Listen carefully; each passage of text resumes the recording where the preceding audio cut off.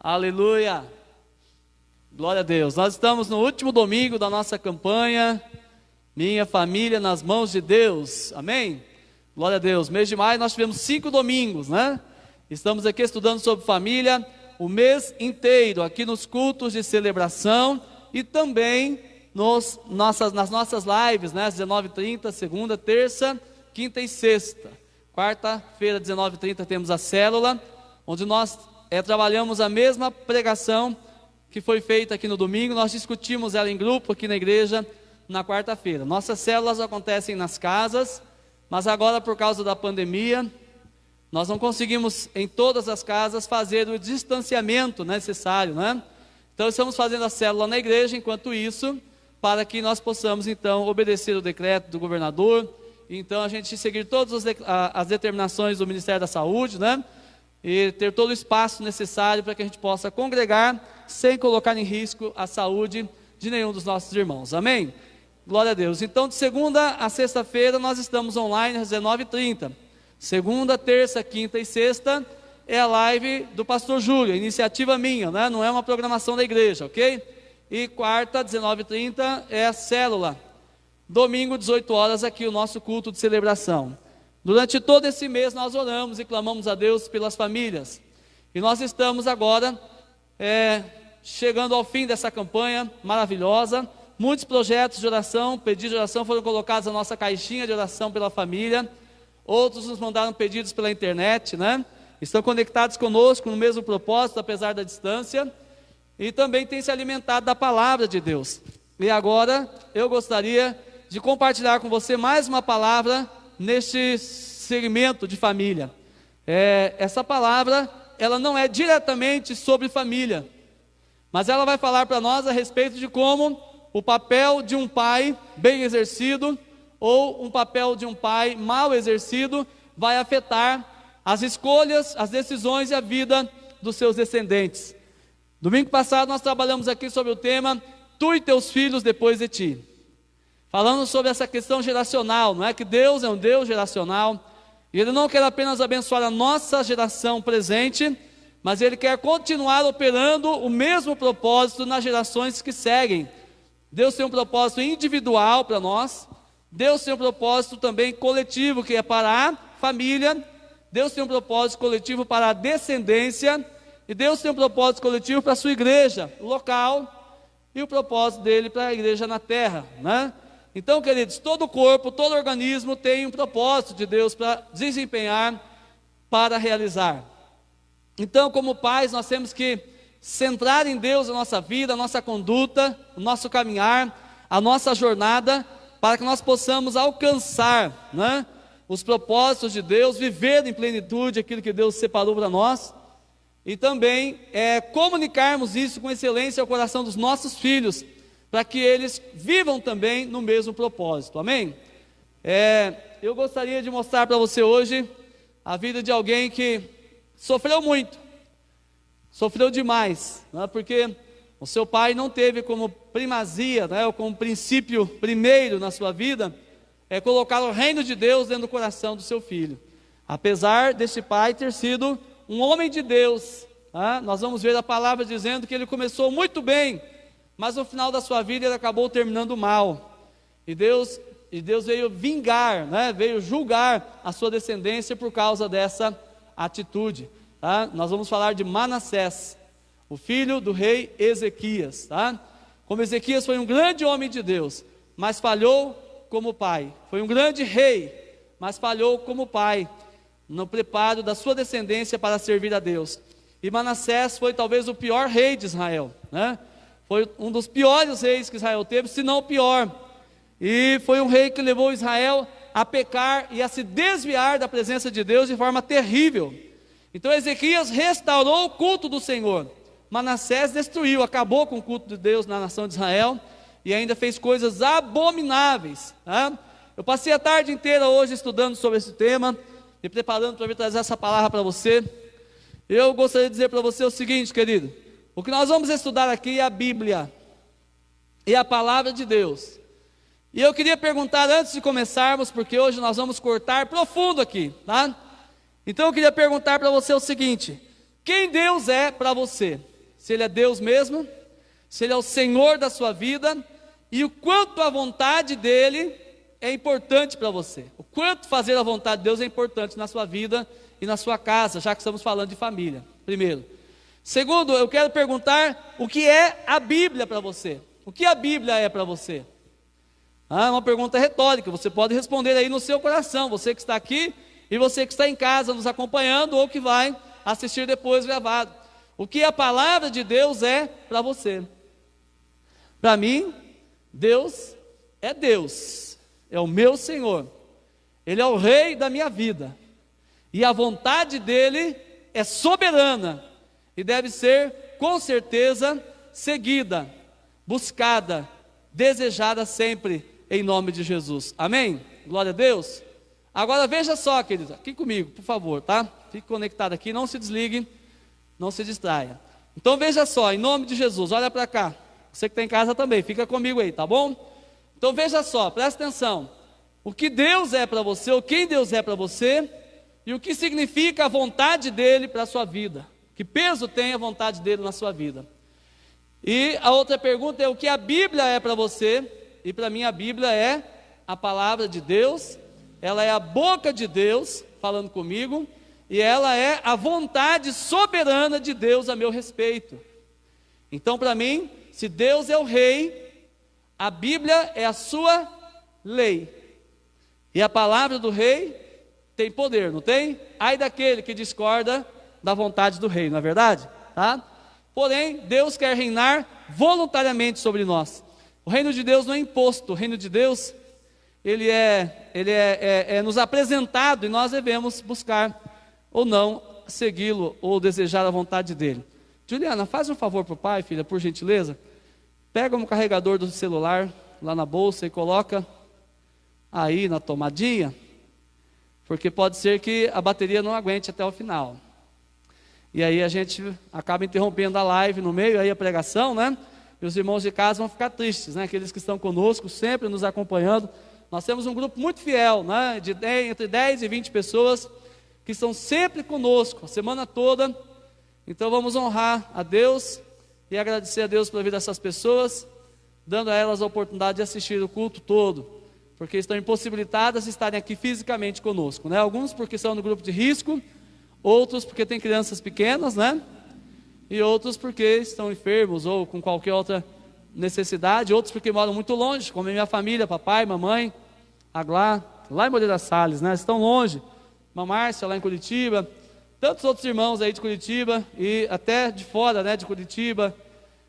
Lá do Espírito Santo tem as irmãs acompanhando a gente, parentes nossas também. Quantas pessoas, né? Eita! Socorre ela lá, por favor. Ei, Jesus.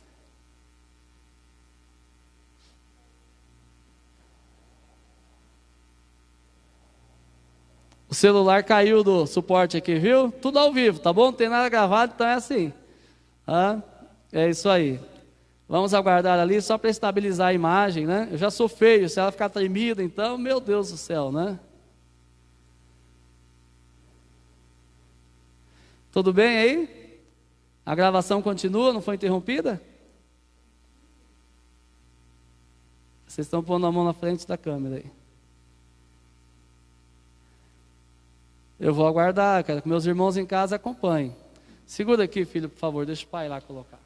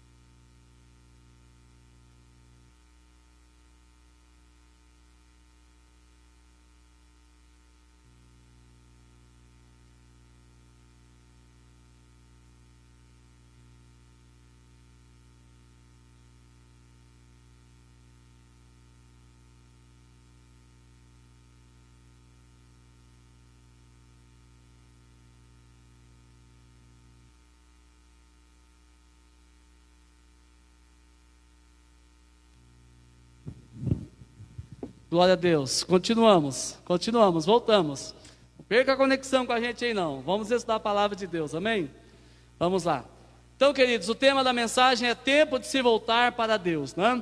Tempo de se voltar para Deus. Glória a Deus. Então, o texto que nós separamos está em 2 Crônicas 33, de 1 até o 20. E também tem a correspondência do mesmo texto em 2 Reis, da mesma passagem, 2 Reis, capítulo 21, tá bom? Mas nossa leitura agora vai ser feita em 2 Crônicas, capítulo 33, de 1 a 20. Durante a mensagem, nós vamos nos valer de alguns textos lá alguns versículos lá de 2 Reis 21 também. Então vamos lá?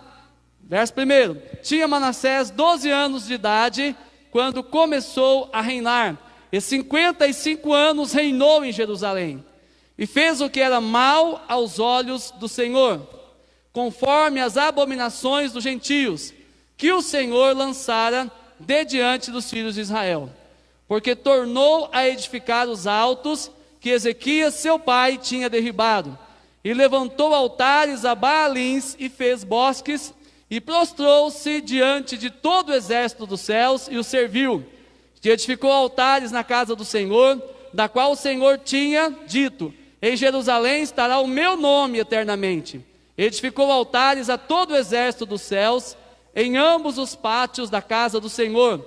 Fez ele também passar os seus filhos pelo fogo no vale do filho de Inom, e usou de adivinhações, e de agouros, e de feitiçarias, e consultou adivinhos e encantadores, e fez muitíssimo mal aos olhos do Senhor, para o provocar a ira. Também pôs uma imagem esculpida, o ídolo que tinha feito na casa de Deus, da qual Deus tinha dito a Davi e a Salomão, seu filho: nesta casa, em Jerusalém, que escolhi dentre todas as tribos de Israel, porei o meu nome para sempre.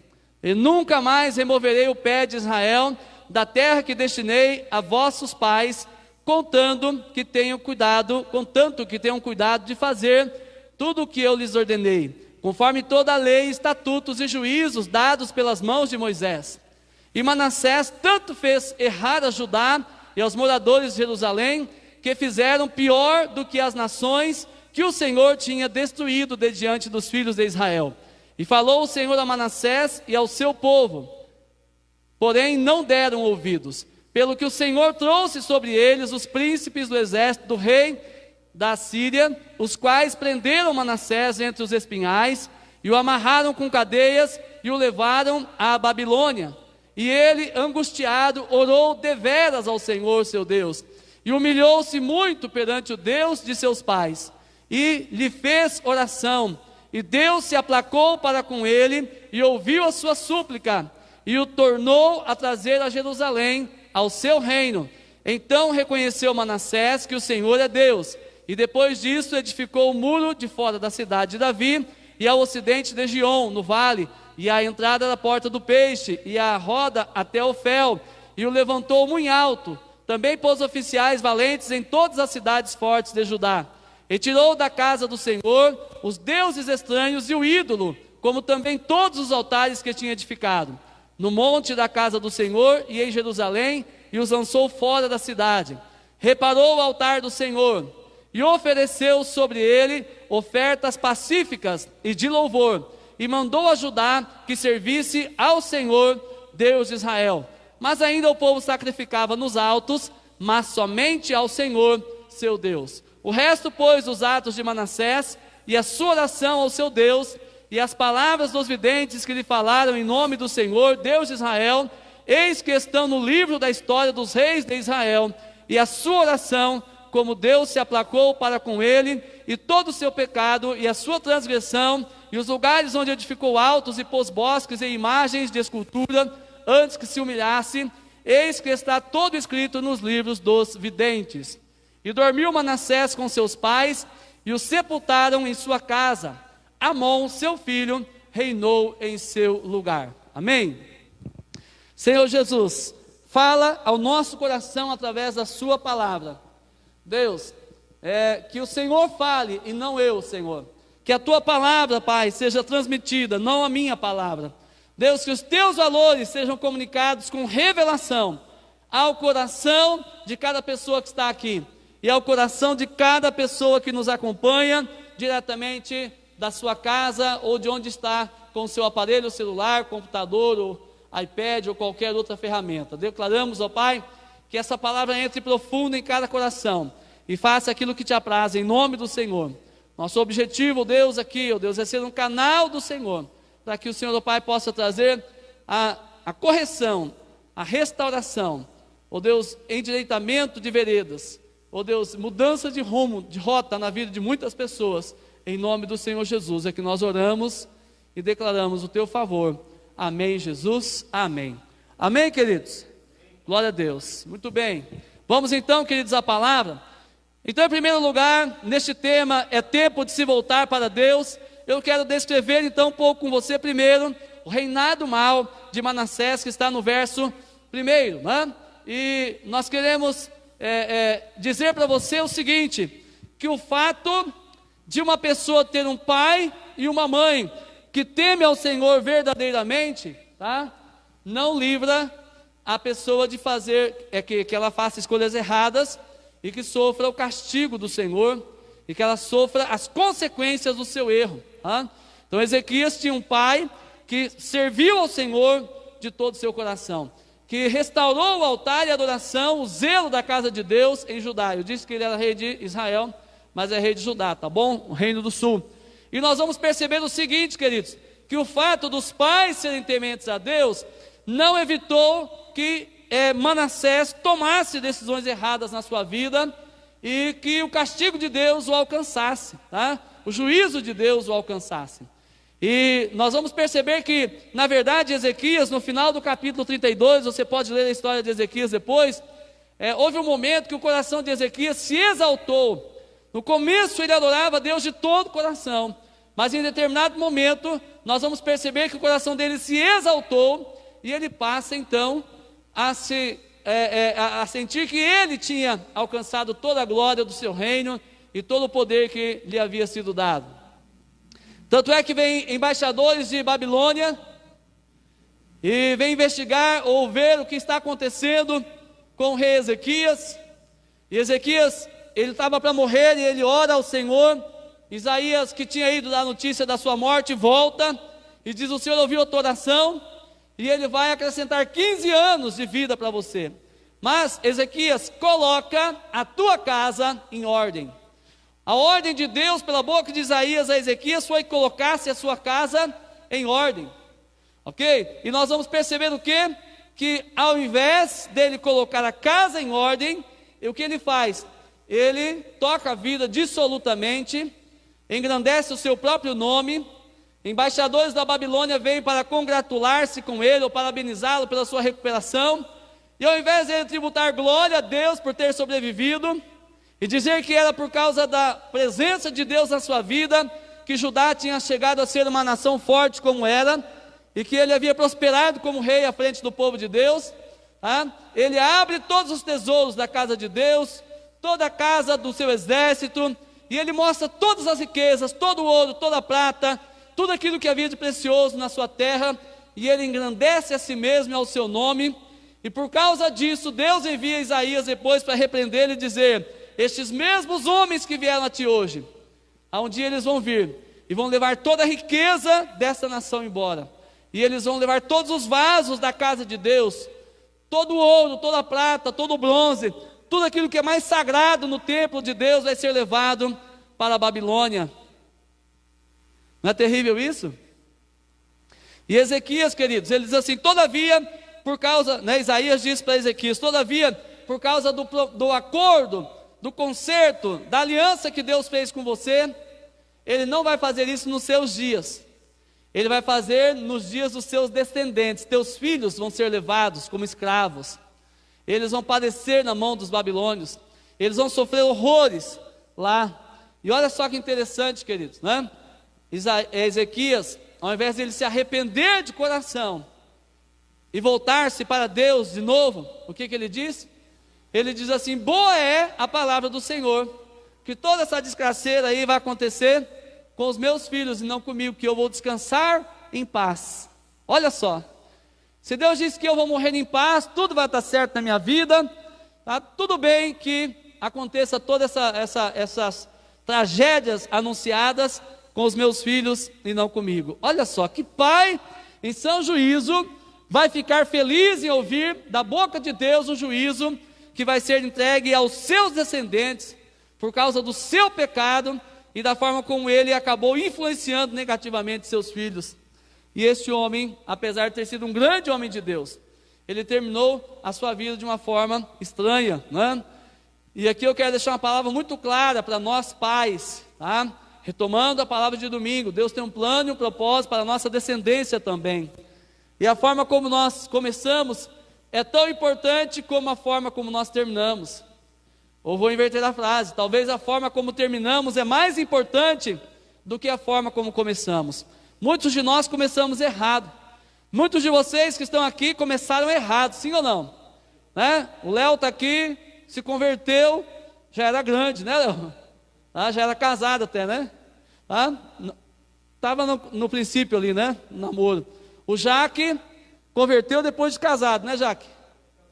Depois de casado, depois de querer matar toda a crentalhada, ele converteu, graças a Deus.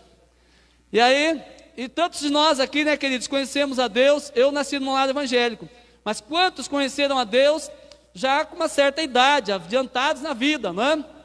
Ok? E talvez tenhamos feito coisas lá para trás, a qual nós não nos orgulhamos, tá? Talvez alguns de vocês que estão me acompanhando agora e me assistindo, estão num processo de mudança, de servir a Deus de verdade agora, porque seguiram deuses estranhos, porque andaram nos maus caminhos, porque deram um péssimo exemplo para os seus filhos. Mas agora Deus está convidando vocês para uma nova história, para um novo tempo, e você está conhecendo a palavra como você nunca soube antes. Aliás, você nem conhecia a Bíblia, não é verdade? Conhecia alguns ritos religiosos e se dizia cristão. Agora Deus está convertendo seu coração para amá-lo, para servi-lo, para adorá-lo, e compungindo você a conhecer a palavra por revelação e andar nela. Então quem sabe você não começou de uma forma muito bonita, mas eu quero dizer uma coisa para você: a forma como você vai terminar é tão ou mais importante do que a forma como você começou. Muita gente começou lindo, maravilhoso, né? Seguindo a Deus, família tudo certinho, e de repente no caminho se perdeu e descambou, né? Outros não, começaram mal, mas se arrependeram, se consertaram, vieram para Deus e fizeram uma jornada linda dali para frente. Não interessa em qual time você está. Se você está no time de quem começou bem e se perdeu, se arrependa e volte para Deus. Por isso que o tema da mensagem é tempo de se voltar para Deus, ok?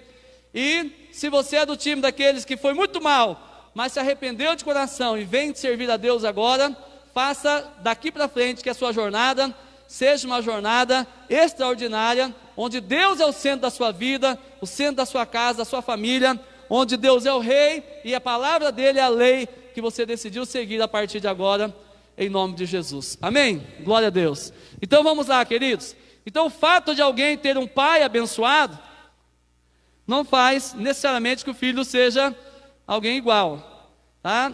A Bíblia diz o seguinte, Ezequiel capítulo 18, verso 20: a alma que pecar, essa morrerá, não é? O filho não levará a iniquidade do pai, nem o pai levará a iniquidade do filho. A justiça do justo ficará sobre ele, e a impiedade do ímpio cairá sobre ele. Nós como pais temos que fazer o nosso papel de implantar o reino de Deus no coração dos nossos filhos, e ensinar a palavra e viver o evangelho para que eles vejam, tá?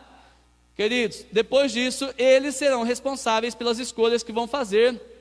Deus não vai nos pedir conta da nossa mão, a menos que tenhamos falhado no pastoreio do nosso lar, né? Mas se você criou seus filhos em Deus, levou a sua família aos pés do Senhor, e ainda assim seu filho fizer escolhas erradas, como Manassés fez, então, querido, neste caso a palavra está dizendo que o pai não levará o pecado do filho, nem o filho o pecado do pai. A alma que pecar, essa morrerá. A justiça do justo é dele, e a impiedade do ímpio é dele. Ainda que o ímpio seja filho de justo, ele vai receber o castigo da sua impiedade, e não a justiça do seu pai, tá? E ainda que o pai seja ímpio, e o filho se torne justo, Deus vai levar em conta a justiça que esse viveu, e a justiça de Cristo, e não nossa, né, queridos? Que é o sangue de Jesus sobre nossa vida, e a aliança que fizemos com Deus. Então o que importa, querido, é o seu relacionamento com Deus e a posição que você toma diante de Deus. Tá? Você não vai poder dizer diante de Deus depois: o meu pai era um cristão verdadeiro, dá uma chance para mim aí. Você conhece meu pai, não conhece? Parece aquele filho de papai que cai na blitz. E aí ele mostra a foto do pai, ó, meu pai é o deputado fulano de tal, tá vendo? Olha, eu sou sobrinho do governador, tá vendo? Olha aqui, ó, eu sou filho do prefeito, tá vendo? Tá? Não, querido, lá no céu não tem disso, ok? Quando chegar lá, você não vai poder dizer assim: minha mulher era uma mulher serva de Deus, fervorosa, ela representava a gente na igreja. Não serve, tá? E os pais não vão poder dizer: olha, meus filhos deram certo, foram servir a Jesus. Eu fiquei assim meio perdido, mas os meus filhos deram certo, então me dá uma chance aí, Deus, porque meus filhos foram buscar a Deus. Não, a alma que pecar, essa morrerá, ok? Todos nós temos que nos arrepender e voltar para a presença de Deus, para buscar do seu Espírito Santo, e ter revelação na palavra, e andar na palavra, é por conta própria, amém? Outra coisa sobre a vida de Manassés, querido, importante nós observarmos, é o seguinte: em 2 Crônicas 33, verso 1, diz que ele reinou 55 anos, e aqui eu também chego à conclusão do seguinte: que o fato de alguém parecer estar prosperando, não quer dizer exatamente que Deus esteja aprovando o que a pessoa está fazendo. Vou repetir: o fato de estar indo tudo bem na sua vida, não significa exatamente que Deus está aprovando o que você faz. Tem pessoas que estão vivendo no adultério e parece que tudo está favorável, parece que até Deus está concordando, porque tudo está favorável ao seu lado, ao seu redor. Vai, aguarde e confia, o teu vai chegar, como se diz, o teu está guardado. Tá? Ok? Tem pessoa que está vivendo no dolo, no erro, enganando, traindo, sendo infiel nos negócios, em tantas coisas, e parece que está prosperando, está tudo dando certo. Não tenha qualquer prosperidade deste mundo como símbolo da aprovação de Deus pelo erro, pelo pecado. Manassés reinou 55 anos, tá? E não queria dizer que Deus estava feliz com ele. O que é interessante nós notarmos, queridos, por favor, quem está aí com a Bíblia aberta para mim, no capítulo 33, verso 1, eu gostaria que você lesse para mim aí, o primeiro verso do capítulo. Tinha Manassés quantos anos quando começou a reinar? 12 anos, eu sabia de cor, só queria que você fosse conferir. Tá? Tinha 12 anos Manassés quando começou a reinar, e 55 anos reinou em Jerusalém. Então veja só que interessante, querido, olha só. Se o Ezequias ia morrer, e Deus deu para ele 15 anos de vida, e depois nós vemos que Manassés tinha 12 anos quando começou a reinar no lugar de seu pai depois que ele morreu, o que você entende por isso? Que Manassés nasceu nesse segundo tempo de 15 anos que Deus deu para Ezequias, concorda? Se Manassés tinha 12 anos, e Deus acrescentou 15 anos de existência a Ezequias, quer dizer que Manassés nasceu durante esses 15 anos que Deus estendeu a vida de Ezequias, o favor de Deus sobre Ezequias. Tá? E foi esse filho que Ezequias gerou, depois de Deus ter dito: coloca a casa em ordem, que foi a maior dor de cabeça para o reino de Judá, e que veio trazer sofrimento para a nação terrível, tá? Então veja só, nós estamos aqui contextualizando primeiro que Manassés foi um rei mau, muito mau, ok? E o fato de ter um pai que primeiro serviu a Deus, terminou de forma estranha, mas serviu a Deus, não o livrou do castigo divino. E a segunda questão é que o fato de alguém estar indo bem na vida, entre aspas, não quer dizer que Deus esteja aprovando a sua vida de pecado. Agora, o segundo ponto dessa mensagem, nós vamos perceber que o Manassés, ele fomenta a idolatria e recusa admoestações. Verso 3 diz assim que Deus, ele enviou profetas para falar com ele, e ele não se arrependeu. Acompanhe na sua Bíblia, esta é a palavra de Deus, e esta é a vontade do Senhor. Tá? Esta é a Bíblia, e é Deus quem está falando, ok? Não é o pastor Júlio, querido, quem está falando é Deus, é a Bíblia, estamos lendo a Bíblia, tá? Manassés foi um homem mau, pecando terrivelmente contra Deus, e Deus manda profetas, homens de Deus, para falar com ele, mas ele não se arrependeu. A pergunta que eu faço é: Deus tem enviado nesses últimos dias profetas para falar com você. Deus tem enviado pessoas para pregar a palavra com revelação ao seu coração. Você está ouvindo ou você está fazendo de conta que está tudo bem e levando tudo do mesmo jeito? Preste atenção. Alguns dos pecados de Manassés. Primeiro, ele tornou a edificar os locais de adoração pagã que seu pai Ezequias havia derribado. Está no verso 3. Ou seja, Ezequias extinguiu a idolatria de Israel. Manassés foi lá e edificou novamente. Ele edificou os altares de adoração pagã que seu pai havia derribado. Segundo, ele construiu altares de adoração ao Deus Baal. Está lá no verso 3, na parte B. Quem era Baal? Era o Deus principal dos cananeus. Era o Deus da terra que Deus havia expelido o povo para dar em herança ao povo de Israel. Os habitantes de Canaã. Então veja só que interessante. Deus extinguiu o povo de Canaã para dar a terra ao povo de Israel, ao povo de Judá. E agora, o nosso amigo aqui, o Manassés, ele coloca-se a servir Baal. Olha só que interessante. E quem era Baal? Baal supostamente era o deus da chuva, das tempestades e da fertilidade. O seu culto envolvia oferendas, prostituição e mutilação. Ou seja, as pessoas se cortavam. Está lá quando você lê no livro de Reis, né? 1 Reis, quando Elias ele vai no Monte Carmelo lá com os profetas de Baal. E durante todo aquele ritual de sacrifício, e Elias desafia os profetas de Baal: Deus que responder por fogo, este é Deus. E eles clamavam a Baal e se cortavam, lembra? Com lancetas, com facas, eles se retalhavam, porque fazia parte do culto ao Baal, fazia parte todo tipo de ritual pagão, inclusive a prostituição e também a automutilação, E os rituais de adoração de Baal eram repugnantes, Deus odiava esse tipo de conduta. E de acordo com a mitologia dos cananeus, as estações de chuva e de seca aconteciam por causa da luta de Baal com outros deuses, Então olha só que interessante. A fertilidade da terra, dos rebanhos e das pessoas dependia de manter Baal satisfeito. O culto a Baal estava ligado também ao culto da sua esposa, a chamada deusa Azerá ou Astarote. Já falamos muito dela aqui, não é? Baal significa senhor. Além do deus principal Baal, vários lugares tinham seus senhores favoritos. Esses deuses eram chamados Baalins. Baalins não é diminutivo de Baal, é plural, ok? Plural. Então havia mais do que um Baal, ok? Havia o Baal, a entidade maior, e vários outros deuses também eram chamados de Baal, ok? Baal Zebu, Baal Zefon, e aí vai muitos tipos de Baais, Baalins no caso. Deuteronômio 4:23 diz o seguinte: olha Deus falando.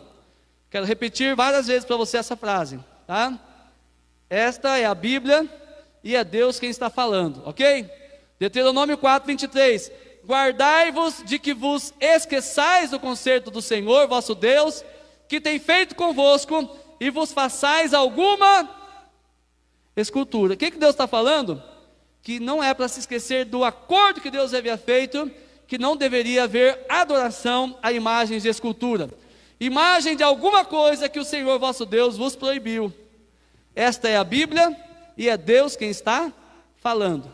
Por isso que eu perguntei no começo: quem é Deus para você, o que a palavra dele é para você, a vontade dele é para você, e o que significa a Bíblia na sua vida, Porque nós temos que avaliar as nossas crenças, queridos.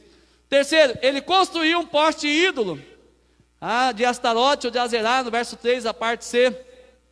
Vamos ver o que diz a Bíblia, novamente. Esse poste ídolo foi construído para Astarote, Azerá, que era considerada a mulher de Baal, Então veja só, quem era Astarote ou Azerá? Era a deusa da agricultura, da lua, do amor, da sexualidade, da fertilidade, da guerra, ou seja, ela era a deusa de quase tudo, Ela era a senhora. Vai interpretando aí, porque Deus está falando com você. Seu nome significa senhora ou esposa, considerada esposa de Baal. Agora veja o que diz a Bíblia a respeito disso, querido. Deuteronômio 16:21. De novo vou dizer para você: esta é a Bíblia e é Deus quem está falando, ok? Diz assim: Moisés continuou dizendo: quando vocês construírem um altar para adorar a Deus, o Senhor, não coloquem perto dele um poste ídolo. Quem disse isso, Jaque? Deus disse, essa é a palavra de Deus e é Ele quem está falando. Quando construíres um altar, não coloque nele um poste ídolo. É a Bíblia, querido, tá bom? Agora veja só, quarto erro, pecado deste homem. Ele construiu altares para adoração às estrelas nos 2 pátios do templo. E o que diz a Bíblia a respeito? Vamos lá? Deuteronômio 4,19. É a Bíblia e é Deus quem está falando, ok? Preste atenção. E não levantes os teus olhos aos céus e vejas o sol e a lua e as estrelas, todo o exército dos céus, e sejas impelido a que te inclines perante eles, e sirvas àqueles que o Senhor teu Deus repartiu a todos os povos debaixo de todos os céus.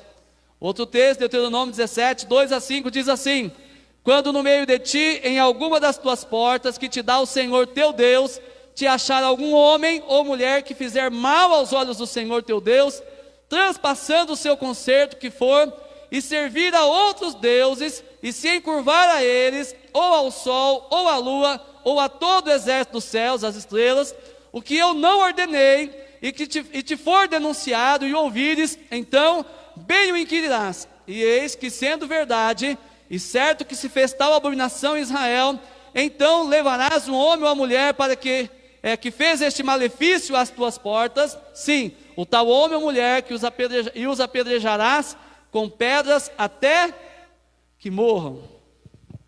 Havia uma lei em Israel, que quem adorasse as estrelas, o sol, a lua e ao exército do céu, as estrelas, tá? Deveriam ser extirpados do povo de Israel. Ok? Aqui vem algumas perguntas, não é? Você não sai de casa sem consultar o que diz a previsão do seu signo para o dia? Você é cristão e serve a Deus, mas também segue o horóscopo? Segue a astrologia? Não estou falando de astronomia, pelo amor de Deus, ok?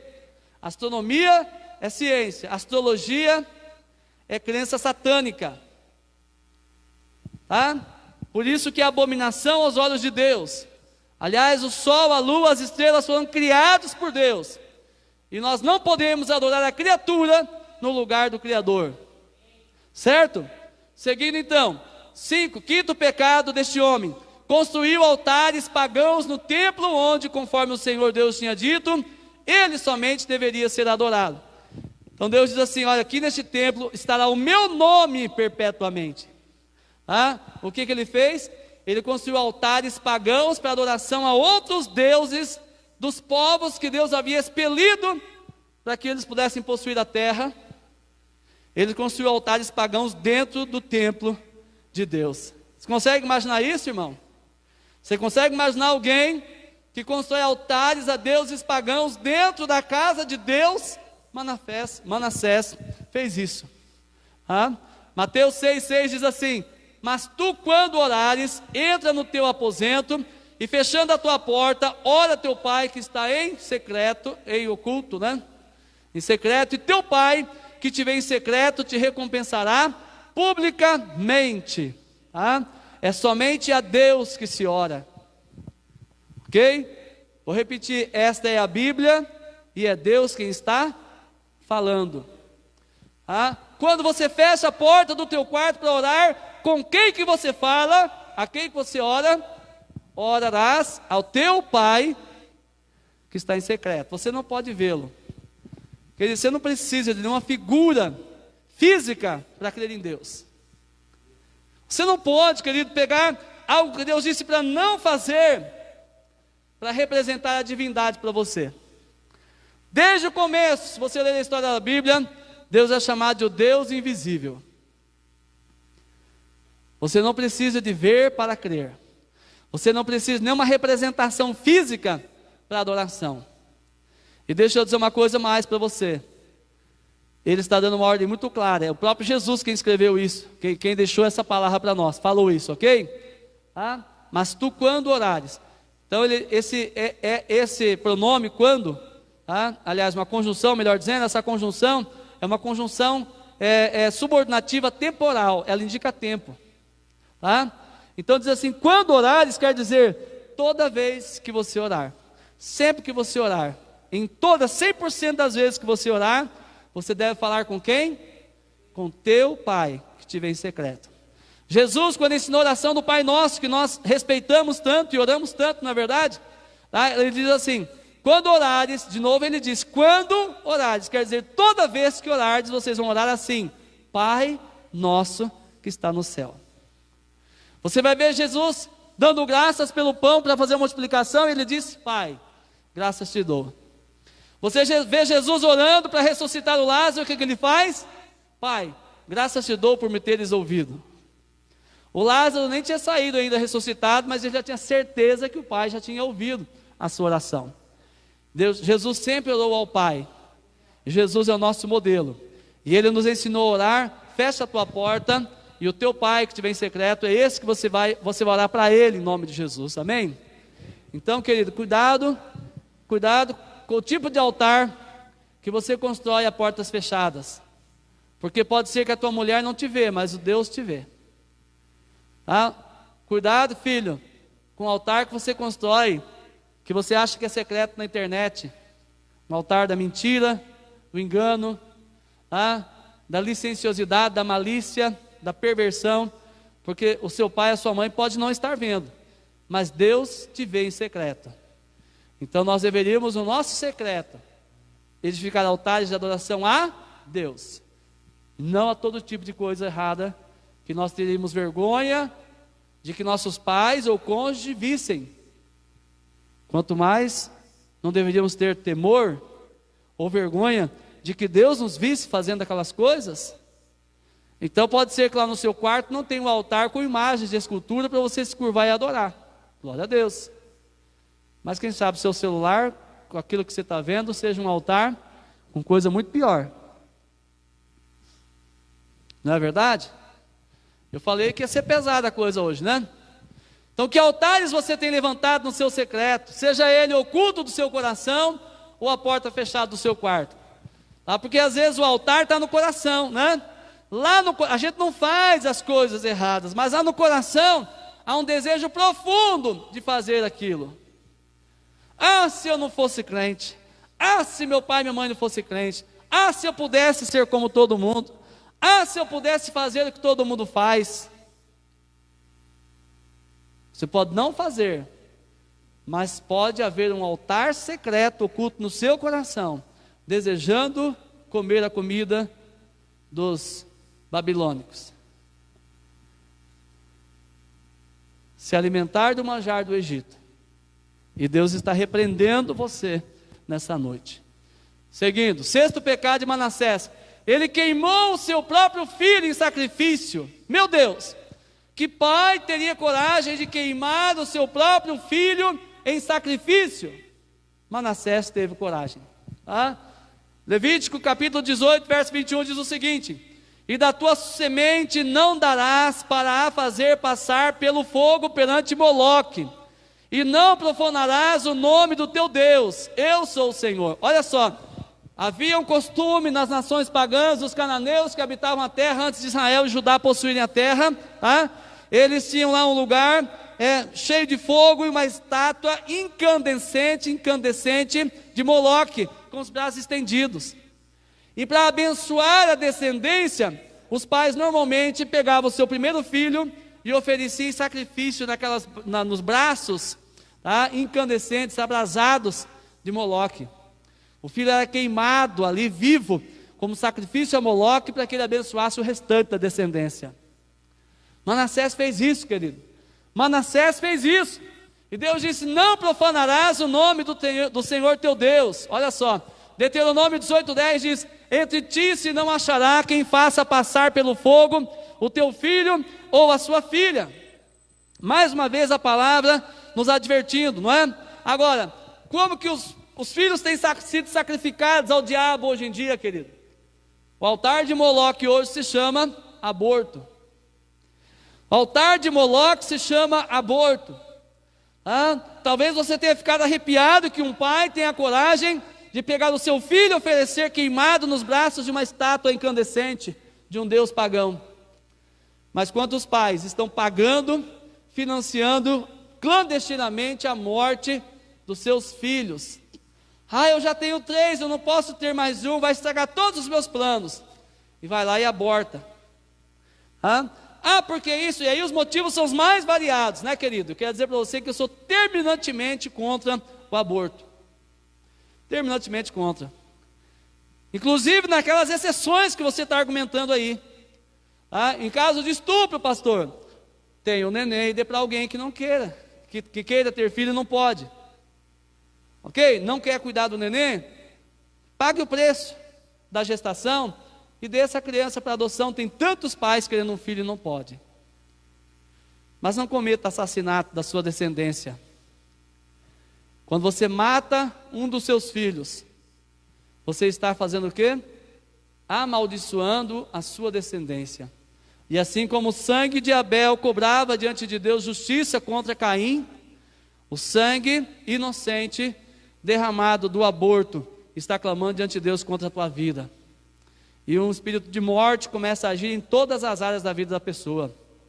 É muito comum você, uma pessoa que fez aborto, ter síndrome do pânico, ser envolvido em profunda tristeza, em depressão profunda, desejo de morte e assim por diante. E tudo ao redor da vida dessa pessoa começa também a morrer. A começar pela vida financeira. Por quê? Porque a pessoa pagou para matar o próprio filho. Seja com um comprimido, seja com uma curetagem ou qualquer outro procedimento. Ok? Pagou para matar o próprio filho. E aí a sua finança fica amaldiçoada. O espírito de morte começa a governar as finanças. Nada para na mão dessa pessoa. Segundo que vai é o casamento. Normalmente, quando o casal pratica o aborto, logo na sequência, pouco mais ou pouco menos de tempo, o casamento vai por água abaixo. Porque permite que o espírito de morte entre em todas as áreas da sua vida. Eu não estou falando de aborto involuntário, ok? Que é aquele que a mãe queria muito ter o bebê e ela acabou perdendo o bebê sem a sua vontade, foi contra a sua vontade. Não é disso que eu estou falando, tá bom? Estou falando de uma pessoa que tem uma criança se desenvolvendo plena e saudavelmente e vai lá com toda decisão e mata essa criança. Ok? Vamos lá. Seguindo em frente, deixa eu avançar aqui. 7º pecado de Manassés. Ele usou de adivinhações e de agouros e de feitiçarias. Adivinhação, agouros e feitiçarias. Verso 6. O que é agouro? É uma forma de magia pela qual se procura predizer males e desgraças. Era proibido a Israel. Levítico 19, 26b diz assim: não agourareis nem adivinhareis. Deuteronômio 18, 10 diz assim: entre ti se não achará quem faça passar pelo fogo seu filho ou sua filha, nem adivinhador, nem prognosticador, nem agoureiro, nem feiticeiro. Deuteronômio 18, 11 diz: nem encantador de encantamentos, nem quem consulta um espírito adivinhante, nem mágico, nem quem consulte os mortos. Esta é a Bíblia e é Deus quem está falando. Todo tipo de feitiçaria, todo tipo de magia, todo tipo de necromancia, que é a consulta aos mortos, isso tudo a Bíblia diz que é abominação aos olhos do Senhor, e por isso mandava profetas para repreender a Manassés, e ele não se arrependeu. Ok? Deuteronômio 18, 12 diz: pois todo aquele que faz tal coisa é abominável, ou abominação ao Senhor, e por essas abominações, o Senhor teu Deus as lança fora de diante de ti. Deus estava dizendo que o povo das nações que Israel ia possuir, eles faziam essas coisas, e era por isso que Deus estava eliminando esse povo da terra para dá-la a Israel. Então ele diz: Deus está lançando esse povo para fora da terra por causa dos seus pecados, e dando a terra no seu lugar. Então não vai lá você agora para fazer a mesma coisa que eles faziam. É abominação. Isaías 47, de 9 a 12 diz assim: mas ambas essas coisas virão sobre ti em um momento, no mesmo dia, perda de filhos e viuvez, em toda a sua força virão sobre ti, por causa da multidão das tuas feitiçarias, e por causa da abundância dos teus muitos encantamentos, porque confiaste na tua maldade e disseste: nem me pode ver, ninguém me pode ver. A tua sabedoria e a tua ciência, isso te fez desviar. E disseste no teu coração: eu sou, e fora de mim não há outro. Pelo que sobre ti virá mal de que não saberás a origem, e tal destruição cairá sobre ti, que a não poderás afastar, porque virá sobre ti de repente tão tempestuosa desolação, que a não poderás conhecer. Deixa-te estar com os teus encantamentos, e com a tua multidão, a multidão das tuas feitiçarias, em que trabalhaste desde a tua mocidade, a ver se podes tirar proveito, ou se porventura te podes fortificar. Tá? Se você vai a algum lugar para alguém ler a sua mão de vez em quando, isso é prognosticação. Se você vai a algum lugar para consultar os mortos, o falecido, o antepassado, para ouvir uma mensagem do antepassado através de um médium, isso é necromancia, é a mesma coisa. Ok? Se você pede para alguém fazer leitura de água na bacia, ou leitura das nuvens, tá? Existem todo tipo de paganismo em volta de adivinhações. Tá? Se você procura alguém para fazer um trabalho, para estragar o casamento de outra pessoa, para fundar a empresa de outra pessoa, tá? Para que a outra pessoa definha e morra, está tudo aqui envolvido nessa questão aqui. Tá? Agoros é predição de males. Tá? Se você está envolvido com isso, querido, se arrependa em nome de Jesus, porque Deus mandou profetas para repreender Manassés sobre isso, e ele não deu ouvidos. Benzimentos, está na mesma questão, ok? Então veja lá, simpatias, etc, etc. Gálatas 5:20, falando sobre as obras da carne, né? Sobre as quais virá o juízo de Deus, ele coloca lá a idolatria e a feitiçaria, no mesmo verso, no mesmo texto bíblico, dizendo que o juízo de Deus virá sobre aqueles que assim vivem nessa prática. Oitavo pecado de Manassés, ele consultava a adivinhos. Tá? Levítico 20, verso 6. Quando uma alma se virar para os adivinhadores e encantadores para se prostituir após eles, eu porei a minha face contra aquela alma e a extirparei do meio do seu povo. Olha o que Deus está dizendo, que quando uma pessoa vai atrás de adivinhos, de encantamentos, essas coisas, aquilo é prostituição espiritual. É Deus sendo trocado por outros tipos de crenças, tá? É prostituição espiritual. Nono pecado, ele consultava aos médiuns, ou seja, é o pecado da necromancia, né? Que é a consulta ou oração aos mortos, consulta aos médiuns, né? Deuteronômio 18, 11 e 12 diz assim: que não haja nem encantador de encantamentos, nem quem consulte um espírito adivinhante, e nem mágico, nem quem consulte os mortos, pois todo aquele que faz tal coisa é abominação ao Senhor.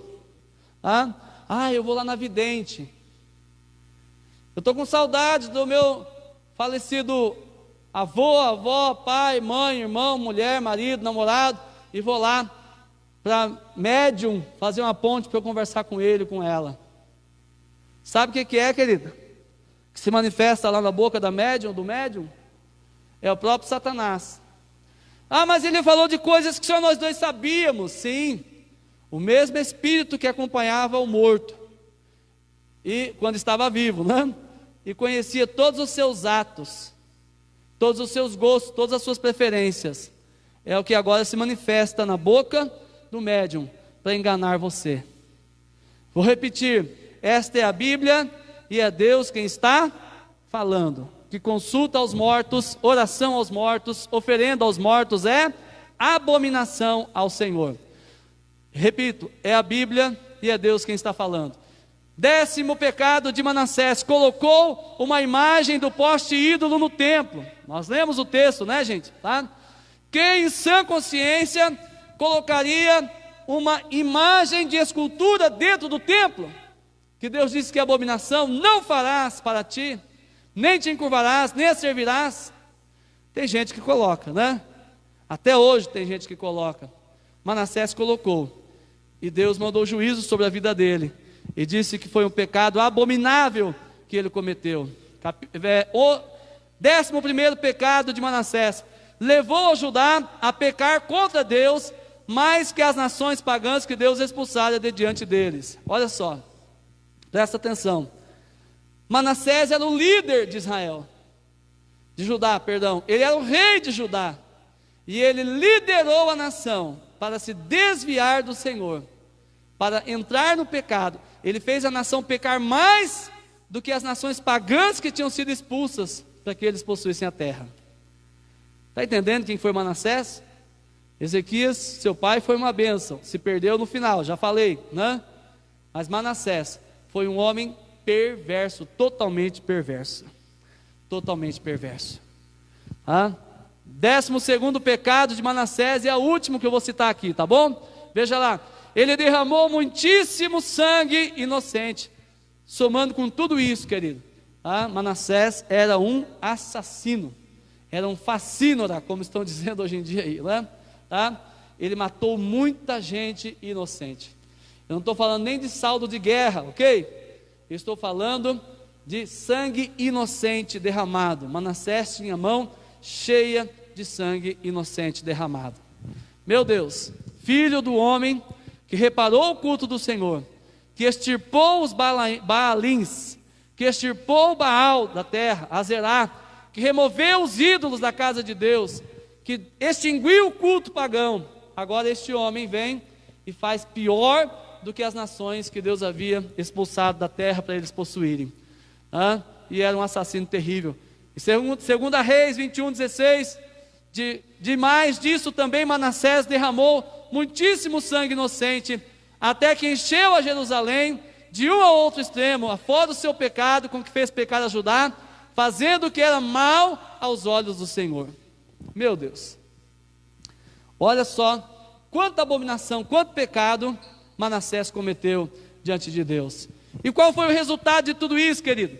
Deus admoestou Manassés e ao povo de Judá, mas eles não quiseram ouvir. 2 Crônicas 33, 10 e 11 diz: e falou o Senhor a Manassés e ao seu povo, porém não deram ouvidos. Talvez você esteja dizendo aí na sua casa ou aqui presente, dizendo assim: mas que cara era esse Manassés, né? Que perverso que ele era, que perdido que ele era, que homem mau que ele era. Verdade, ele era tudo isso. Mas será que não existe algumas dessas coisas que estão sendo vividas, talvez com uma nova linguagem, com um novo formato, com uma nova cara, e Deus está levantando profetas hoje para falar com você. E eu estou sendo profeta de Deus hoje para falar com você. A pergunta é: Manassés não deu ouvidos, e o povo de Judá, e você? O que você vai fazer com relação ao que você está entendendo hoje?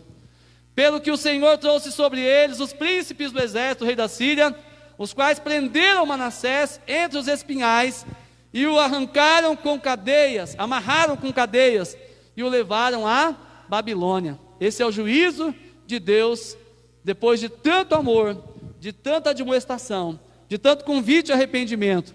E Manassés simplesmente, de cabeça erguida, continuando no seu pecado, reinou por 55 anos, começou com 12 anos a reinar, então ele já tinha 67 anos, e de certo ele dizia: fiz tudo que fiz, pequei como pequei, e nada aconteceu para mim até agora, então está tudo bem. Os profetas estão dizendo, e nada me acontece. Vai ver que eles estão errados e Deus está me apoiando, está me aprovando. Mas a situação mudou para o lado dele, né? Olha o alerta de Deus em Tiago 4, 8 a 10, ele diz: chegai-vos a Deus, e Ele se chegará a vós. Limpai as mãos, pecadores, e vós de duplo ânimo, purificai o vosso coração. Gente, que é uma pessoa de duplo ânimo?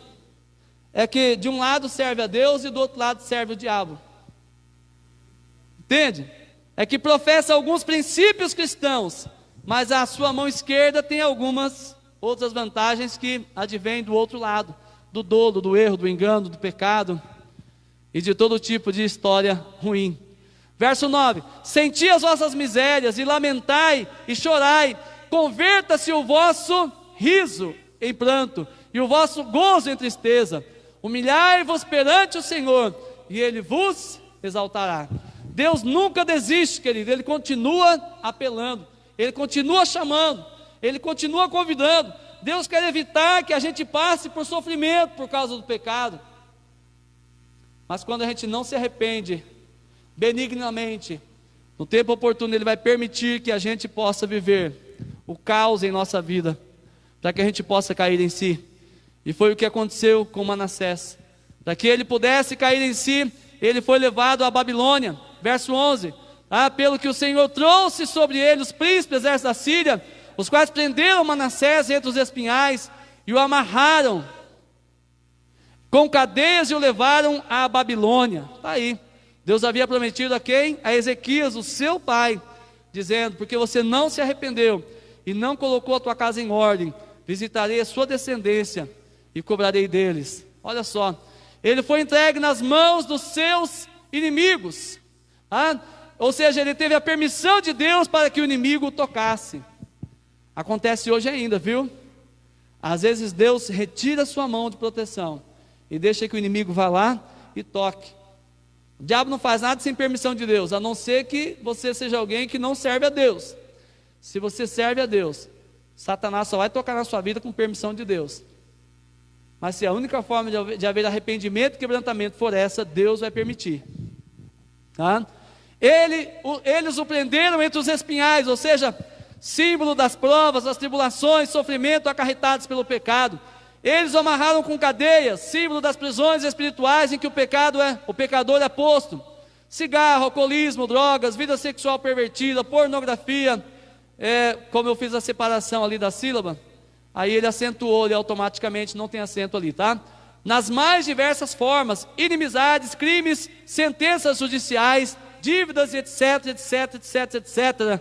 São as cadeias, são os espinhais, são as amarras, né, que Satanás coloca na vida da pessoa.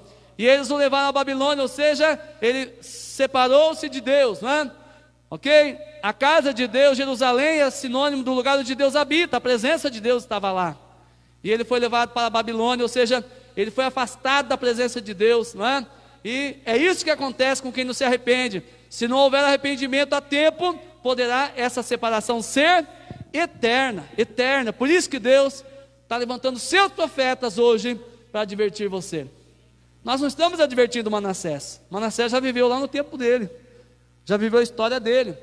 Deus está me levantando hoje, levantando tantas pessoas para falar com você agora. Seja você que está aqui, você que está em casa, em nome de Jesus, conclamamos você ao arrependimento. Quinto, orando a Deus, Manassés, ele é libertado, e ele então desiste da idolatria, versos 12 a 19. E ele, angustiado, orou deveras ao Senhor. O que quer dizer orou deveras? Quer dizer que ele orou de verdade. Lembra, Deus sempre diz: vocês irão e orarão e me buscarão e me acharão quando me buscardes de todo o vosso coração. É quando buscamos de todo o nosso coração é que Deus responde, amém? Então ele orou de verdade, não foi uma oração fingida, não foi uma oração religiosa, não foi apenas bater o cartão na igreja na quarta ou no domingo, tá? Ele orou de todo o coração, com arrependimento diante de Deus, e humilhou-se muito. Resultado, perante o Deus de seus pais, ele fez oração, e Deus se aplacou para com ele, e ouviu a sua súplica, e o tornou a trazer a Jerusalém, ao seu reino. Então reconheceu Manassés que o Senhor é Deus. Veja só, que mesmo Manassés tendo feito tudo o que fez, quando ele se arrependeu, mesmo no final da sua vida, mesmo depois de ele ter passado por tudo que passou, mas ele se arrependeu de todo o coração, Deus o perdoou, e o trouxe de volta a Jerusalém, ou seja, restituiu a presença de Deus na vida dele, devolveu-lhe o reino, porque Manassés reconheceu que o Senhor é Deus. Quem é o Deus da sua vida, querido? É o dinheiro? Quem é o Deus da sua vida? É o seu carro? Quem é o Deus da sua vida? Esta mulher? Quem é o Deus da sua vida? É esse seu filho? Quem é o Deus da sua vida? É a sua casa? Quem é o Deus da sua vida? São seus títulos acadêmicos? Quem é o Deus da sua vida? É o sobrenome que você carrega? Quem é o Deus que você serve? Enquanto a gente não se quebrantar de coração e se arrepender plenamente diante do Senhor, nós continuaremos no caminho da perdição. Mas sempre que houver alguém arrependido, buscando ao Senhor, como Manassés, que se humilha e se arrepende de coração, ora ao Senhor pedindo perdão e uma segunda chance, né? Queridos, se você e eu não reconhecermos a necessidade de ajuda do Senhor para nos libertarmos de toda a prisão que tem na nossa vida, nós não conseguiremos sozinhos. Tem gente que está dizendo assim: não, eu vou parar com a pornografia, depois eu vou para a igreja. Eu vou parar de fumar, depois eu vou para a igreja. Eu vou parar de beber, depois eu vou para a igreja. Eu vou parar de traficar, eu tenho que pagar umas contas aí primeiro, depois eu vou para a igreja. Eu só vou pagar umas contas, eu tenho que fazer uns negócios ilícitos ainda, só para pagar umas contas aí, e depois disso, toda vez que você quiser arrumar a sua vida sozinho, para depois vir para a presença de Deus, você não entendeu nada do que significa o Evangelho. Porque o Evangelho não significa você tendo que fazer alguma coisa para ser aceito por Deus, mas significa você se arrependendo de quem você é e do que fez, para aceitar o que Deus fez por você gratuitamente, que foi dar a sua vida lá na cruz do Calvário. Amém? Mas conforme disse a palavra de Deus em Hebreus, né? Portanto, se hoje ouvirdes a sua voz, não endureçais o vosso coração. Miqueias 7,18 diz assim: o Senhor não retém a sua ira para sempre, porque tem prazer na benignidade. Ou seja, Deus, Ele ouve a oração quando há arrependimento sincero. A ira de Deus, que Ele só será eterna se a pessoa, de todas as formas que Deus apelar para ela, não se arrepender. Mas se a pessoa se arrepender de todo o coração, ela vai ver o livramento de Deus chegando, e Deus reconstruindo a sua vida e reconstruindo a sua história. Amém? Miqueias 7,19 diz assim, né? Quem é o Deus é semelhante, 18 e 19, semelhante a ti, que perdoas a iniquidade e que te esqueces da rebelião do restante da tua herança. O Senhor não retém a sua ira para sempre, porque tem prazer na benignidade. Tornará a apiedar-se de nós, subjugará as nossas iniquidades e lançará todos os nossos pecados nas profundezas do mar. Meu Deus, Deus está dizendo assim, querido. Olha, uma comentarista bíblica chamada Corrie ten Boom, já falecida, ela diz o seguinte, ela citou esse verso e depois ela colocou uma frase dizendo assim, que Deus lançou os seus pecados nas profundezas do mar. E ela colocou assim uma frase depois dizendo, e colocou uma plaquinha dizendo, proibido pescar. Quer dizer o que, querido? Que Deus não vai buscar os seus pecados de novo para te acusar, e que você também não deve buscá-los, e nem permitir que ninguém te condene pelo teu passado, se houver arrependimento sincero. Isaías 43:25 diz assim, eu mesmo sou o que apaga as tuas transgressões, por amor de mim, e dos teus pecados não me lembro. Não é que Deus tem amnésia, querido, é que Ele não leva em conta mais o que você fez antes de conhecê-lo. Mas quando você se arrepende de todo o coração e vem para a presença dEle, o seu passado é apagado. Amém? Isaías 1:18, 19 diz assim, vinde então e argui-me, diz o Senhor, ainda que os vossos pecados sejam como a escarlata, ou seja, vermelhos, eles se tornarão brancos como a neve, e ainda que sejam vermelhos como o carmesim, se tornarão como a branca lã. Se quiserdes e ouvirdes, comereis o bem desta terra. Amém? Deus está dizendo, querido, que Ele tem prazer em perdoar, que Ele quer libertar a gente das garras do pecado. Mas Ele está dizendo assim, se quiserdes e me ouvirdes. Outra versão diz, se quiserdes e me obedecerdes.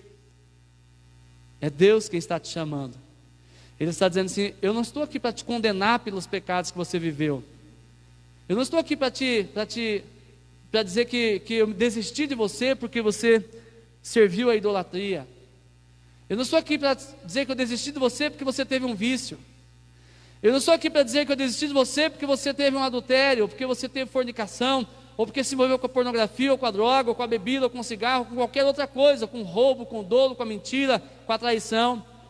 Eu estou aqui para dizer que apesar de tudo isso, eu quero que você se arrependa, porque eu quero perdoar o seu pecado, e eu quero te dar a vida eterna.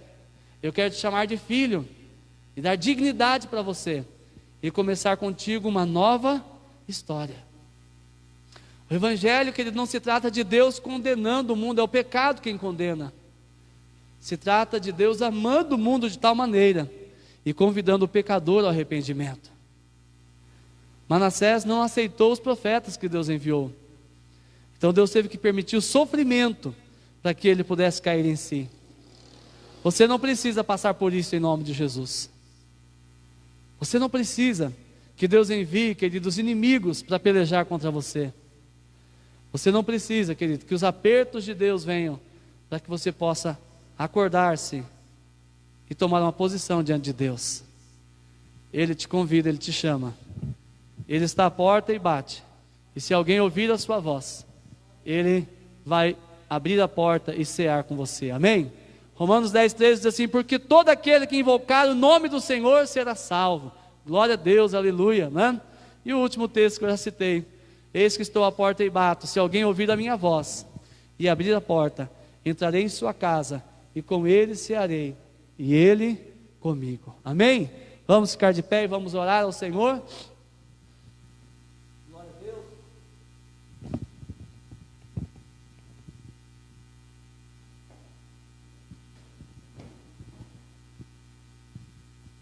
Aleluia. Glória a Deus. Deixa eu dizer uma coisa para você, querido.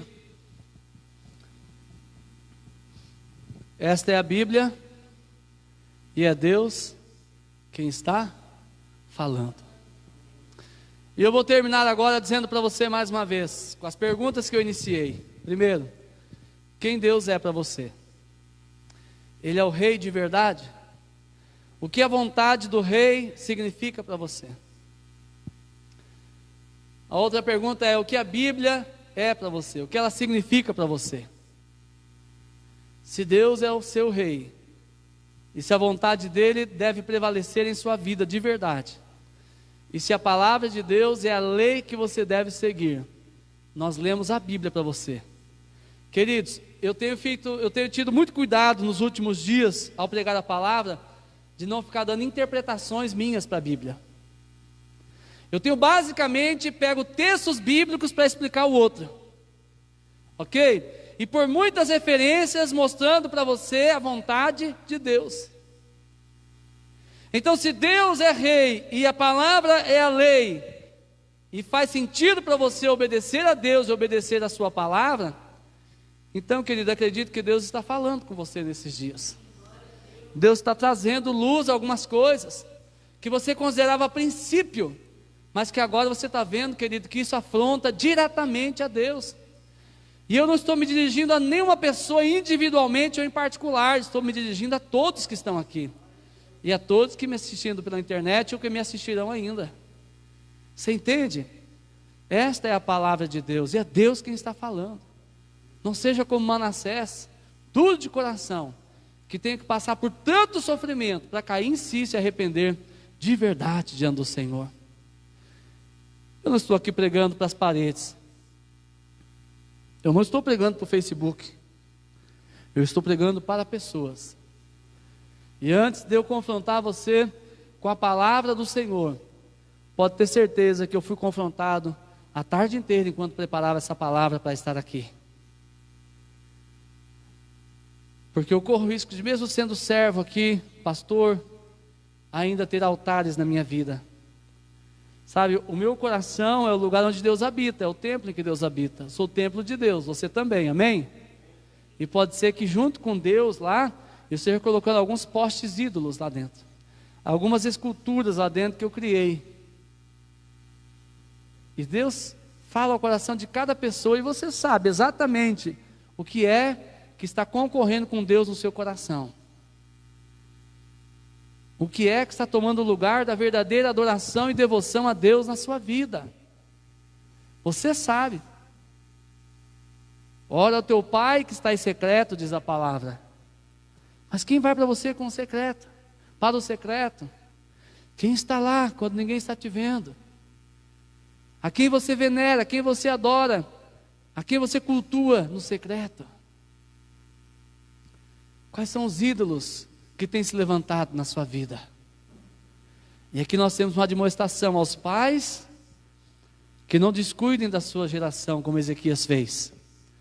E temos uma admoestação de Deus aos filhos: não sejam como Manassés, de seguir o caminho avesso do pai, restaurou o culto a Deus, e Ele trouxe de volta os ídolos e a adoração pagã. Eu não sei vocês, mas eu tenho uma gratidão muito grande a Deus, pela vida dos meus pais, pela vida dos meus avós. Eu me lembro que quando nós estávamos no cemitério, para sepultar o meu avô, pai da minha mãe, o patriarca da nossa família, que primeiro conheceu a Jesus, eu disse para todos os parentes que estavam lá, inclusive alguns que estavam desviados da casa de Deus, eu disse assim: este homem acendeu a luz do Evangelho na nossa geração, na nossa descendência. Por favor, não seja você quem vai apagar essa luz e trazer as trevas para habitar com você.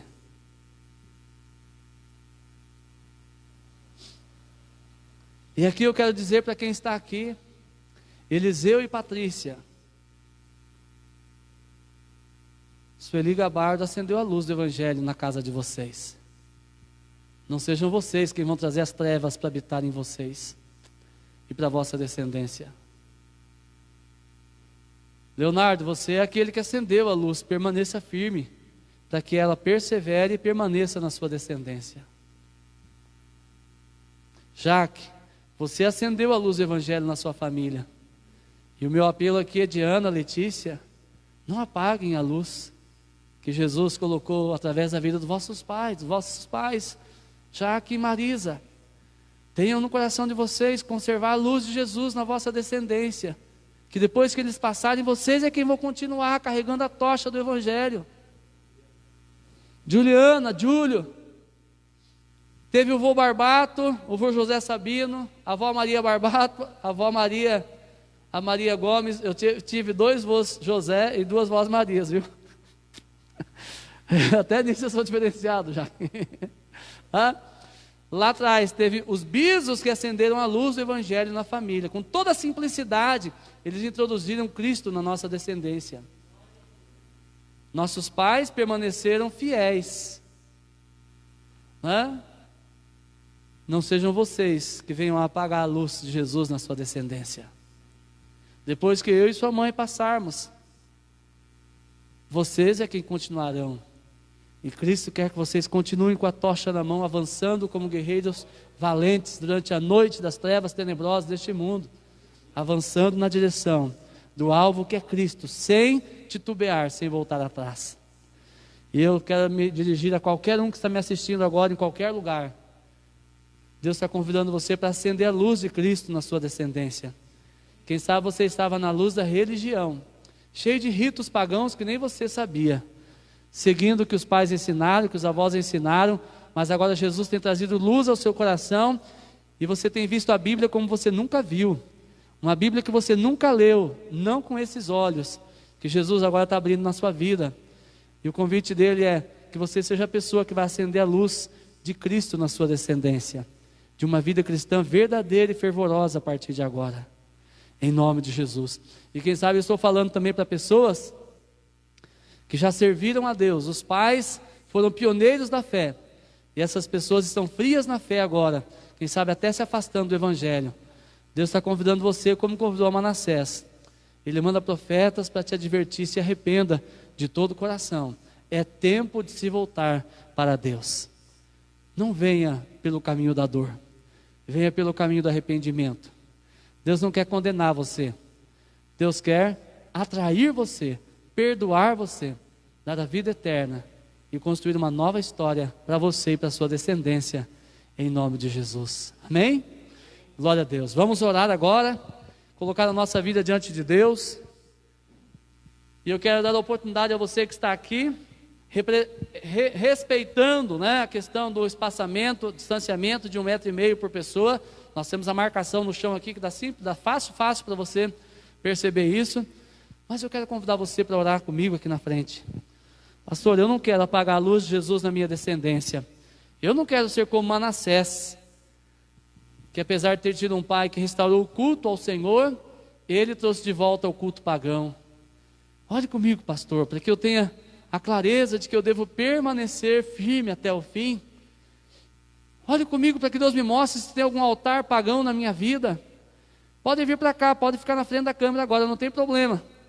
Tá? Mantenha aí 1,5 metro. é mais ou menos 4 cerâmicas, ou 3 cerâmicas, viu? É 45 centímetros cada cerâmica. Então, se você ficar 3 cerâmicas longe do outro, 4, você já está no distanciamento. Está marcado aí também as fitinhas amarelas que dá para você se orientar. Clame por Jesus, querido. Antes que eu ore por você, ore você para Deus agora. E fala: Senhor, eu não serei a pessoa que vai apagar a luz do Evangelho na minha família.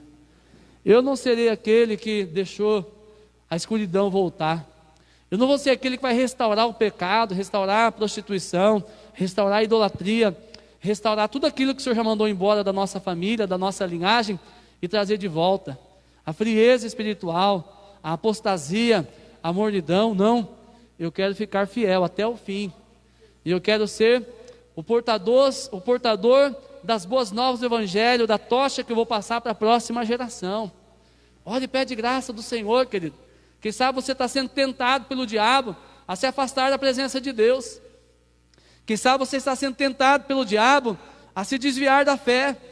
Quem sabe o diabo tem dito para você nesses dias que não vale a pena, que parece que Deus não está vendo o seu empenho em servir a Deus.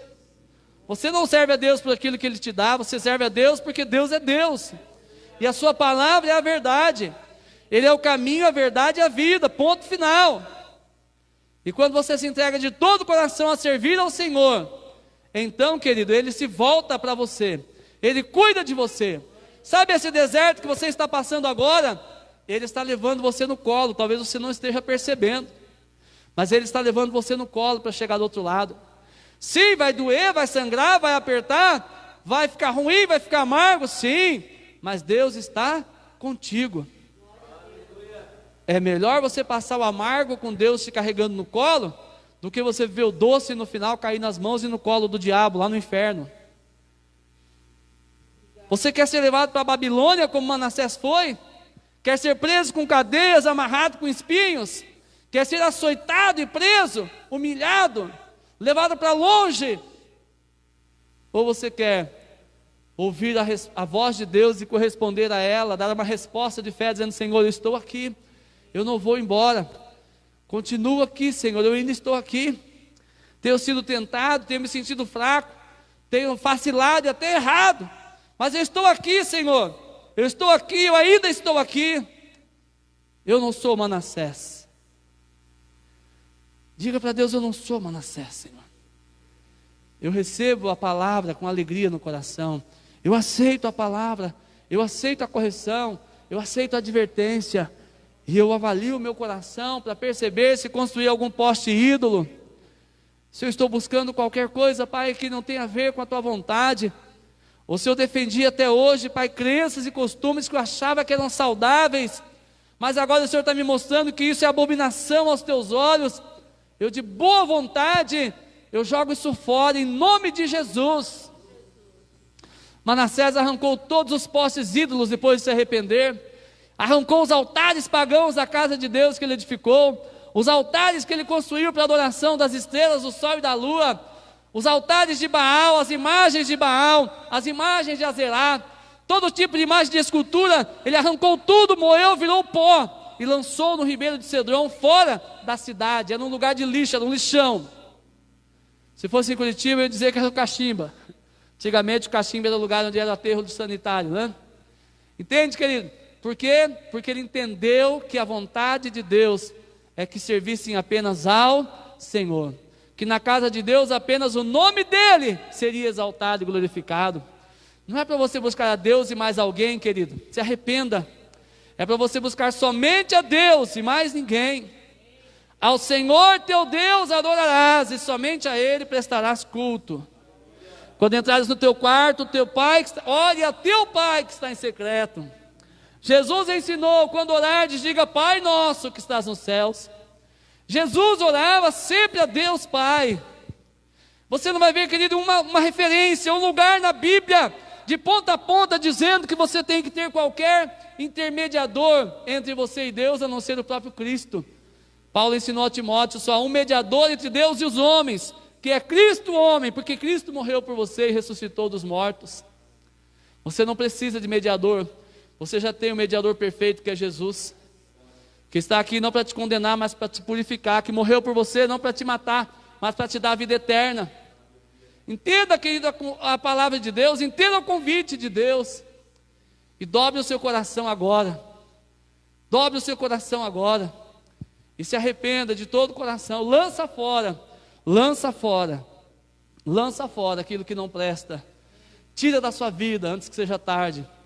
Quanto antes você perceber e arrancar o pecado da sua vida, arrancar a abominação da sua vida, e Deus está te mostrando nesses dias o que é, menos você vai sofrer. Menos você vai sofrer.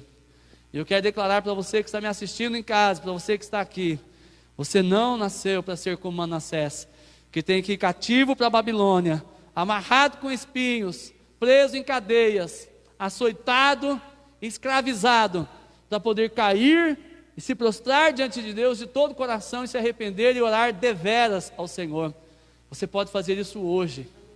E é isso que o Senhor quer, que você se arrependa, que você se volte para Ele, que você o sirva de todo o seu coração, que você tome uma resolução. Preste atenção nessa palavra, que você faça com Deus hoje uma resolução, uma decisão muito forte, dizer: Senhor, eu jamais deixarei a luz do Evangelho verdadeiro, o Evangelho pleno do Senhor, se apagar na minha descendência. Eu não serei a pessoa que apaga a luz e traz as trevas. Eu sou a pessoa que faz a luz brilhar mais e mais, até ser dia perfeito, como diz a palavra. Em nome do Senhor Jesus. Pai, eu coloco a vida de cada pessoa que está em casa agora, conectada conosco, o Senhor, através da internet. Perdoa essa pessoa, purifica com teu sangue, aceita como filho, como filha, e a decisão que ela toma hoje de te servir e só a ti, Senhor, e deitar fora todos os deuses estranhos, que ela, Pai, seja acolhida pelo Senhor, perdoada, e que o Senhor, Pai, a receba por filho ou por filho, e dê a vida eterna, Pai, e a conduza em vitória a partir de hoje, em nome de Jesus. Deus, eu oro pelo Lucas, que está precisando de emprego, ele e o filho dele, que estão passando momentos difíceis. Clamamos ao Senhor pela sua vida. Pai, eu oro, Deus, por cada pedido de oração que o Senhor, Deus, já ouviu e viu que os filhos fizeram. Eu oro, Deus, pela irmã Márcia Bernardo, que está clamando oração por Maria Helena. Deus, a pastora Patrícia ora por chuva, pelo Brasil, por todos os necessitados, pelos doentes. Declaramos, ó Deus, a glória do Senhor sobre esses pedidos de oração. E aqueles que escreveram, Pai, lá na internet, nós não vimos, o Senhor viu antes que escrevesse, o Senhor conhece, fala com eles agora. Ah, Deus, atenda, Senhor amado, o seu pedido. Eu quero abençoar cada família da Shalom Mafra. Deus, a vida do Claudinei e da Sabrina, que estavam em viagem, abençoe e prospera, Senhor. A vida do Vila, da Karine, Senhor. Deus, olha para o coração deles, ó Deus, e traga a intervenção celestial na sua casa. A vida do Guilherme, da Heloísa. Olha pela vida do Adilson, da Elisiane, das crianças, do José, o Luiz e a Ana, Senhor. Eu oro, Senhor amado, pela vida do Léo, pela vida dos seus filhos. Deus, eu oro pela vida do Jaque, pela vida da Marisa, da Diana, da Letícia, da Larissa. Oro pela vida do Eliseu, pela vida da Heloísa, da Laura, pela vida da Simone, Senhor. Deus, eu clamo pela vida da dona Sueli, do seu Nereu, no sogro e sogra, pais também, ó Pai. Clamo, ó Deus, ó Pai, pela vida de cada uma das nossas ovelhas queridas, Pai. Deus, aquelas que eu não me lembro o nome agora, Pai, o Senhor cuida de cada uma delas, Pai. Aqueles que estão se achegando agora, se aproximando do rebanho, Senhor. Eu não quero falar nomes, até para não causar constrangimento. O Senhor conhece cada um. Acolha, Pai, receba por filho, Senhor, e abençoa poderosamente. Que essa semana seja uma semana extraordinária. Deus, abençoe essa família que me assiste, Senhor. Abençoe meus pais, né, Moreira Salles. Dá saúde, Pai, a eles, e a alegria do Teu Espírito Santo sempre, Pai. Abençoe a vida da Glace, Senhor. Obrigado por causa apoio que eles nos dão em oração, Senhor, de todas as outras formas. Pai, seja conosco nessa semana. Que temos, ó Deus, uma semana gloriosa. Eu oro pela vida do irmão Fabiano também, ó Deus, que colocou o áudio lá no grupo, Senhor, hoje da igreja, pedindo oração, Senhor. Alcança a vida deste homem. Levanta, Pai. Levanta, Senhor amado. Coloca na posição de vaso para ser usado, Senhor. Glorifica o Teu nome na vida dele, Senhor. Ó Deus, colocamos, ó Deus, todas as Shalom's, ó Deus, espalhadas em toda a terra, com seus pastores na Tua presença. Nossos pastores sênior, Odilon e Sinorá. Nossos pastores discipuladores, o Lourenço e a Inês, Pai, queridos, ó Deus. Olha pela vida do pastor José, lá de Macapá, Deus de Santana, que está de aniversário hoje, na Shalom Macapá. Ó Deus, declaramos, ó Deus, a glória do Senhor sobre a vida deles, Pai. Ó Deus, e aqueles filhos e filhas que o Senhor chama por nome em toda a terra, independente da igreja que frequentam. toda a igreja que o Senhor abriu, todo pastor que o Senhor chamou, todo sacerdote que o Senhor levantou. Abençoa e prospera, nós te pedimos. Declaramos uma semana de bênção e de vitória sobre cada pessoa e a intervenção celestial em suas vidas nessa semana. Que seja uma semana de surpresas agradáveis, mas também uma semana de conserto e arrependimento, em nome de Jesus. Senhor, abençoe nossa nação, repreenda, ó Deus, essa enfermidade, esse vírus no nosso país, repreenda também o vírus da corrupção, do desvio político, Senhor, do caos, ó Pai, na saúde, do caos na economia. Ó Deus, abençoa, Senhor amado, nosso país. Deus, abençoa os nossos governantes, Pai, que eles possam se converter de todo o coração ao Senhor e serem a resposta de Deus para este mundo. Em nome de Jesus nós oramos e agradecemos. Amém, Jesus. Amém. Aplauda o Senhor bem forte.